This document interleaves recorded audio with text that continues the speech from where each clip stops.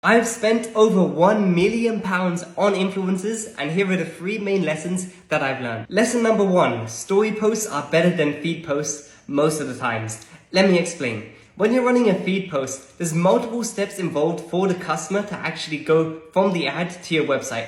First of all, they need to read the caption, then they need to click on the profile tag, then they need to click the link in the bio, and then they need to navigate to the product page. However, when you're running story ads, all the customer needs to do is swipe up or click the link, and bam, they're already on the product page. So you can easily see how there's at least 3 less steps involved in going from a story post to the product page compared to a feed post, which means that there's 3 less steps where people could get distracted, potentially get lost and drop off. And because of this, we see significantly higher click-through rates on our story ads compared to feed posts. And just to put an actual number to it, when it comes to feed posts, we usually see anywhere from 1 to 5% maximum click-through rates. However, when it comes to story posts, we regularly see an average of 10 to 15% click-through rates as long as the story is structured properly. And on our best campaign, we even saw a 25% click-through rate, which is absolutely insane, and you won't see that on feed posts. And obviously, the higher the click-through rate, the more visitors on your website, which leads to usually more conversions and more sales for you. Lesson number 2, the influencer creative has to be genuine, and the influencer needs to seem like they're being themselves in order to get their audience to buy in.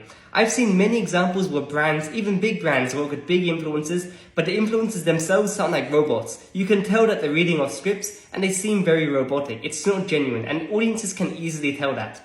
But if you make sure that the influencers are genuine when it comes to pitching a product, people are much more likely to believe them, and you're much more likely to convert on your offer. So in order to combat this issue of looking ungenuine, we always make sure not to send influencers word-to-word scripts. We like to give them briefs with bullet points and guidelines on what they should mention, and also some examples of creatives that have done really well for us on the past.